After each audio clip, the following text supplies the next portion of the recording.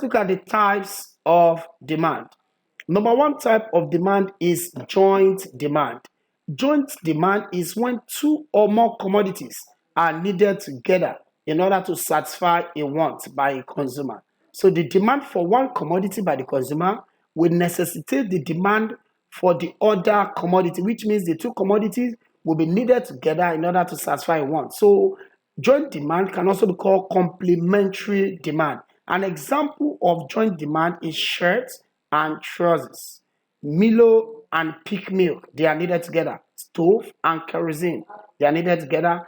Bread and butter, needed together. Lens and frame, they are needed together to satisfy one. Phone and charger, they are needed together. So an important thing we need to know is that when there's an increase in price of one commodity, it will lead to a decrease in quantity demanded of the other commodity and vice versa.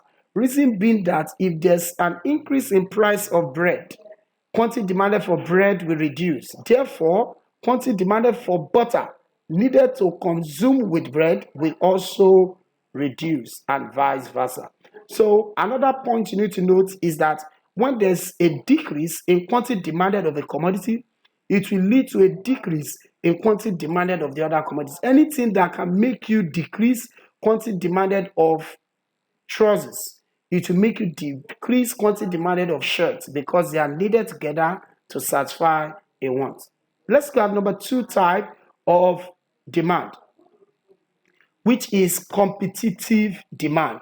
Competitive demand is when a commodity is needed in place of another commodity. So competitive demand refers to the demand for a close substitute. So close substitutes are products that serve same purpose as another product. So an example of competitive demand is Milo and Bonfita, Pepsi Cola and Coca-Cola, Fanta and Mirinda, Peak Milk and Loyal Milk. They are said to be commodities that serve same purpose. So they are close substitutes. All right. So the demand for one commodity will not necessitate the demand for the other commodity. So another name for competitive demand is substitute demand. So another name for competitive demand is substitute demand. So an increase in price of one commodity will lead to an increase in quantity demanded of the other commodity and vice versa. So when there's an increase in price of Pepsi Cola, people will demand less of Pepsi, so they will switch to Coca-Cola. So when there's an increase in price of one, it will lead to increase in quantity demanded of the other and vice versa. A decrease in quantity demanded of one will lead to an increase in quantity demanded of the other. So anything that can make consumers to decrease demand for peak milk, it means that consumers will increase the demand for loyal milk because they are needed together to satisfy a want.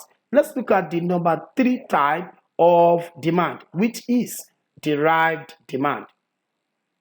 Derived demand is when a commodity is needed, not for immediate satisfaction of wants, but for what it can help to produce. So if you need a commodity, not for immediate satisfaction of wants, but for what it can help to produce, it is said to be what? A derived what? Demand. So commodity needed not for immediate satisfaction of wants, but for what it can help to produce is said to be what? A derived what? Demand. An example of derived demand is demand for the factors of production. So demand for factors of production such as land, labor, capital, and entrepreneur. They are said to be what? Demand for the factors of production. So another name for demand for factor of production or derived demand is said to be indirect demand. Then the last type of demand is composite demand. Composite demand is when a commodity is needed for various purposes. If you need a commodity in order to serve so many uses, it's said to be what? A composite demand. An example is demand for flour. Flour serves so many uses.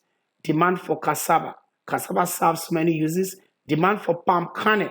They serve so many uses. So this is what refers to as what? Composite demand. So please note, we have four types of demand, which is joint demand, competitive demand, derived demand, and composite demand.